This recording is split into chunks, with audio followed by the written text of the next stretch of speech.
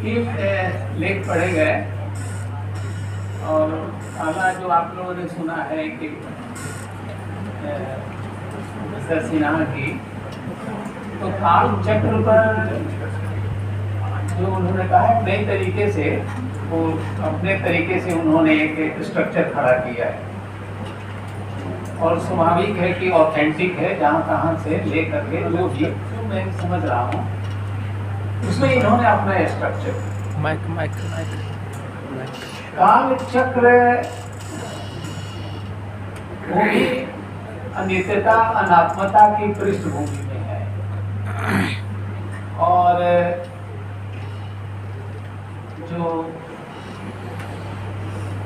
बुद्ध की बात है, जब उनकी अवेकनिंग हुई तो उसमें प्रतीक समुत्पाद का बोध हुआ था, उसका स्वरूप यथा भूतयान दर्शन, ठीक है, जिस रूप में जो वस्तु है उसका ज्ञान, ठीक है, पेनिट्रेटिव नॉलेज, ये स्टार्ट यहीं से होता है।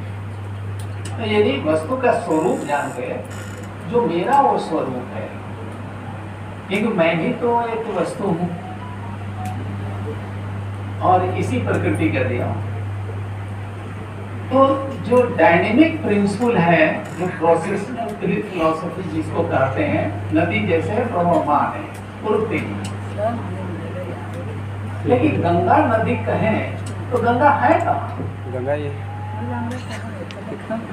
तो लाखों सालों से, करोड़ों सालों से बह रही है।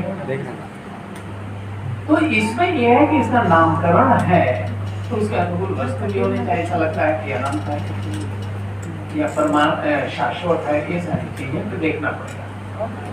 और आप यह अब तक तो क्लियर हो गया है कि हमें तो दुख निवृत्ति में ही जाना है।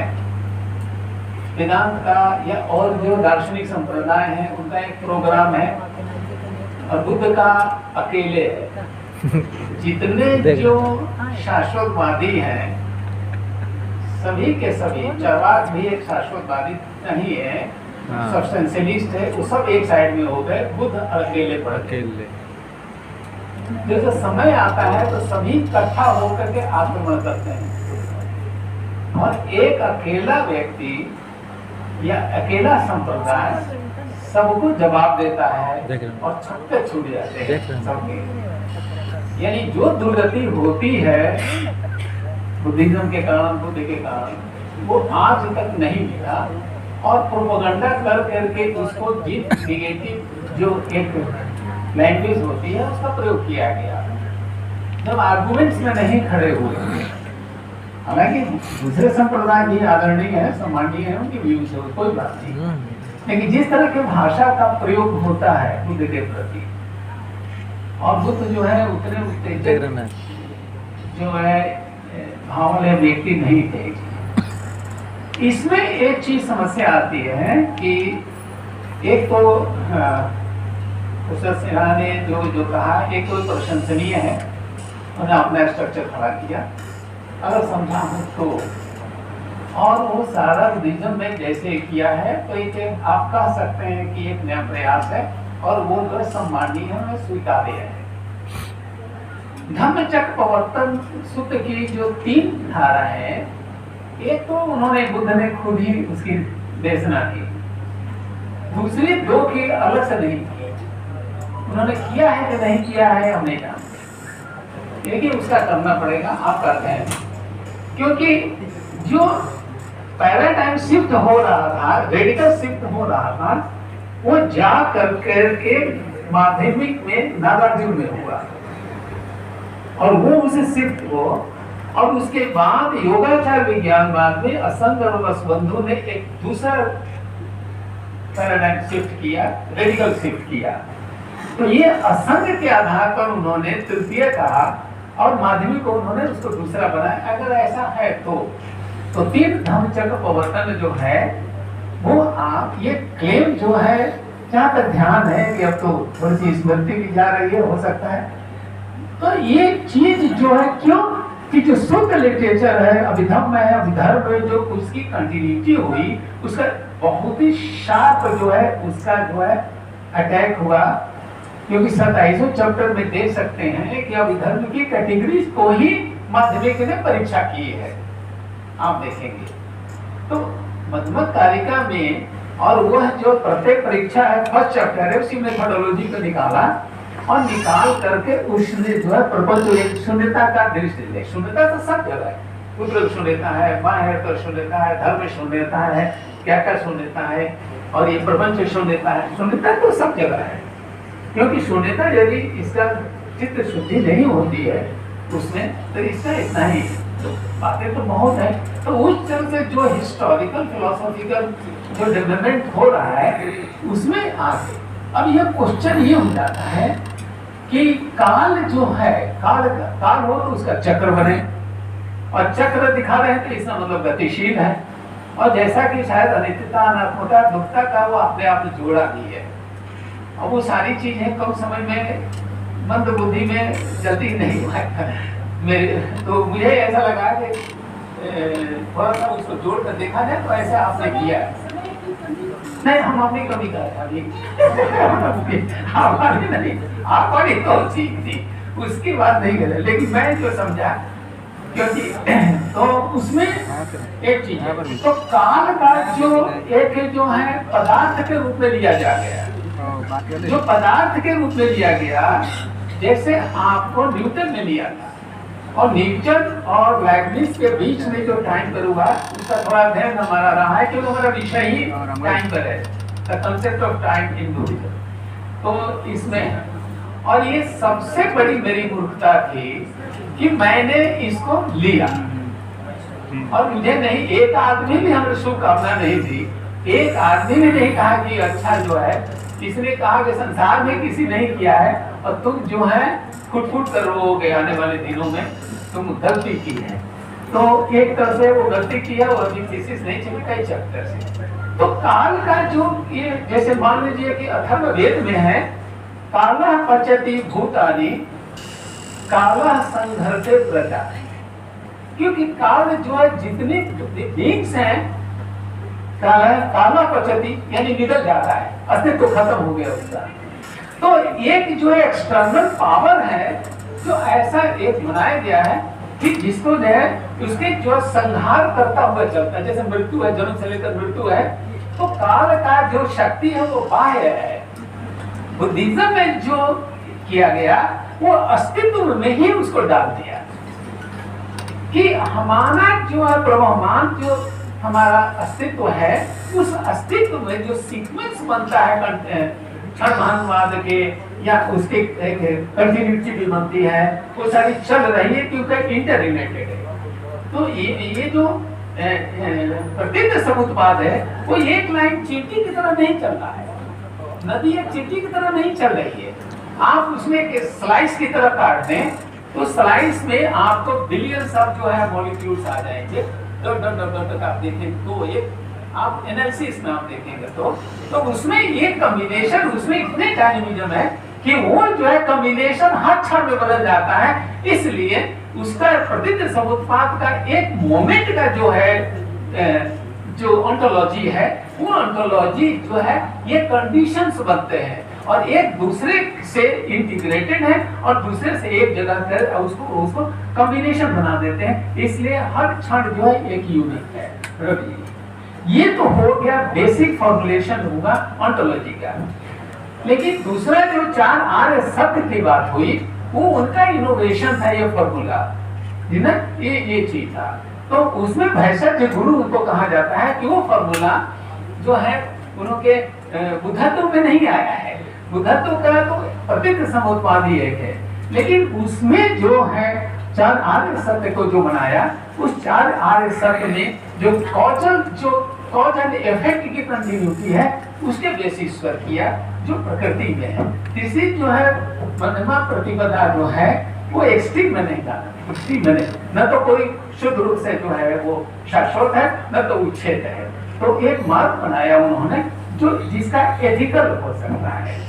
तो यदि मैंने समझा तो वंदना जी शायद अगर वो कहना चाहती हैं तो कि आपने मध्यमा प्रतिपदा को मजिमा या मध्यमा प्रतिपदा चाहे संसीध नहीं, अगर उसको आप जो है एथिकल अगर जाना चाहती हैं तब तो ठीक है।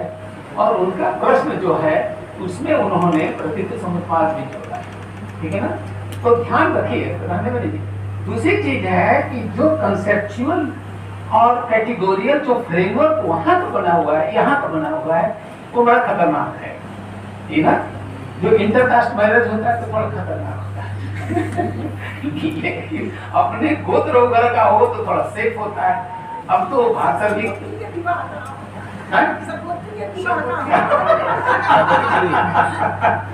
अब तो भगा करके भी शादियां होती है। और मैं समझता हूँ सबसे उत्तम तरीका है भाग करके शादी करना।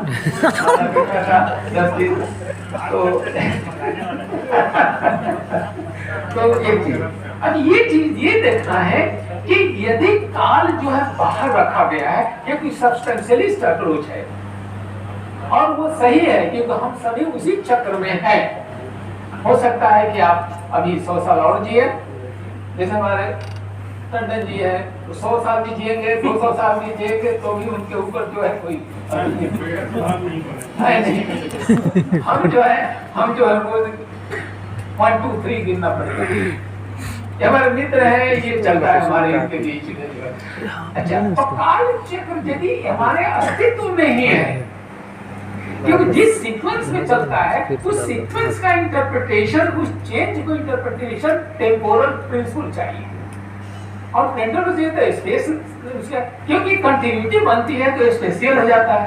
अगर स्पेशियल देखते हैं तो इसमें टेम्पोरल का ये इरादा है और इसका स्ट्रक्चर सारी चीजें ये कॉम्प्लिकेटेड इसलिए है कि हमारे एग्जिस्टेंस में है, इनबिल्ट है। ये हमारा अप्रोच है कि इनबिल्ट है। और इसमें जो त्रिलक्षण का जो सिद्धांत है आपका, जो अनित्यता, अनात्मता और दुखता की बात है, दुख तो पहले बाद में आएगा, ये दोनों है तो दुखी दुख है, लेकिन उसी में अपना प्रोग्राम वो करते हैं। और इस तरह से आपको कर्म फल वगैरह क्षण परमार्थ समृद्धि, परमार्थ समृद्धि में कोई ऐसा नहीं, ये सिंपली ये दो भाग में कहा कि द्रव्य सत्य है और एक प्रगति। द्रव्य सत्य का मतलब ये हुआ कि आपका जो पृष्ठभूमि है, जो मान लीजिए कि रिडक्शनिज्म में आपका मेरियोलॉजिकल तरीके से एनालिसिस करते हैं, एक कण को पकड़ते हैं, एक कण का जो है तो वो जो है सामान्य जन से वो अलग है। तो एक्चुअली सब्सटेंशियल तो नहीं, ये द्रव्य का मतलब होता है मूल उसका आधार है, ये अभिधर्म का है। और उससे कॉम्बिनेशन से जो डिराइव होता है, जो स्ट्रक्चरल स्पेशियल टेम्पोरल, वो जो डिराइव है वो जो है प्रगतिशत हो जाता है। क्योंकि ऐसा जो है एज इट इज यथाभूत यहाँ दर्शन में ये फिट नहीं होता है प्रगति, और वो जो है इतना सूक्ष्म है। तो इस तरह से परमार्थ में, क्योंकि उसको पकड़ने के लिए इसके लिए आपको कैच करना जो है भाषा में चाहे किसी तरह स्ट्रक्चर में वो संभव नहीं है, वो सारी चीजें होती है। तो अब ये है कि इसमें कि आप जो है इनबिल्ट अगर एग्जिस्टेंस है तो अपनी आइडेंटिटी जो हर क्षण जो है, हर मोमेंट जो बदलती रहती है, लेकिन उसकी कंटिन्यूटी इसलिए बनती है कि आपके अंदर एक शब्द का प्रयोग करते हैं वेदाग्रह भेद, वो आप ग्रहण नहीं कर पाते आप, क्योंकि आपकी मैकेनिज्म जो है, जो माइंड की है, चाहे सेंसेस की है, वो नहीं कैच कर पाई। तो इसलिए कंटिन्यूटी का बोध होता है। तो आप जैसे मान लीजिए कि हमारे पास हम मान लीजिए हम जो ग्राहक हैं कि वो जो डेटा उठ गया, अगर पैसा हो गया जब तक जिंदा रहा, और उसके बाद जो होते हैं तो ऐसे वैसे ऐसे ऊपर चला गया। तो एक चीज डब्ल्यू मॉडल से हमको ये लगा कि ये वेदांत में भी लागू हुआ और ये बुद्धिज्म में भी लागू हुआ।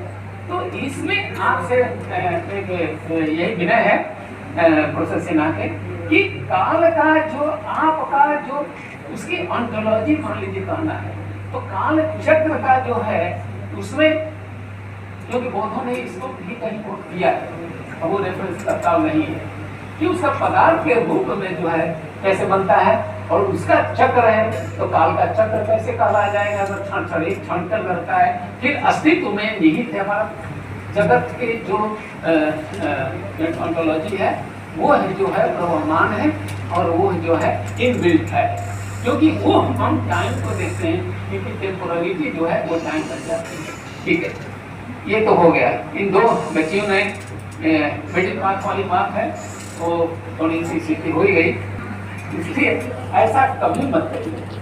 आप टीचर हैं, आप पढ़ा रहे हैं, कभी मत करिएगा। अपने को इतना डरने की बात नहीं है, आपने सब कुछ किया। आपसे ज्यादा हम लोग मूर्ख हैं, हम लोग परेशान हैं। हम जानते हैं कि तो ऐसा लगता है ना कि सिनेमा का है, गाना है, सारे या शेर है कि क्या है, सारे जहाँ का दर्द हमारे भीतर लाने लगता है। ये बहुत तकलीफ है, ये हम लोग शांति में नहीं रहते हैं। ये बहुत जहाँ की थेरवाद से आपको और अभिधर्म से निकलकर महायान की वहाँ से पॉइंट बढ़ने की बात है। तो ये टर्निंग पॉइंट बहुत इंपॉर्टेंट है कि कैसे महायान में प्रवेश कर रहे थे। और ये नहीं कि हीनयान शब्द का प्रयोग नहीं हुआ है, ये असंग का जो है, ये असंग नहीं, ये असंग के साथ शुरू हुआ। हीनयान महायान कोई चीज है ही नहीं कि आप जो है, तो हम जो है हमारे लिए दो पहिया है, उस पर भी हम चले जाते हैं, दो पाँव है उस पर भी चल सकते हैं। और एक गुरु जी कहते थे उपाध्याय ऐसे नहीं, जैनी साहब जो पद्मनाभ जैनी थे, हमारे स्कूटर पर चलो बनारस में से 40 साल पहले, तो कहता है कि तुम्हारा हीनयान कहाँ है, आराम से बैठो चलो। अच्छा, ये 4 पहिया वाले तो हम उसको चतुष्पद कहते हैं। तो चतुष्पद तो आप किसी को जानवर को भी कर सकते हैं, बेचारे पास टाइम नहीं है केयरलेस होने की, क्योंकि जहां आप जो है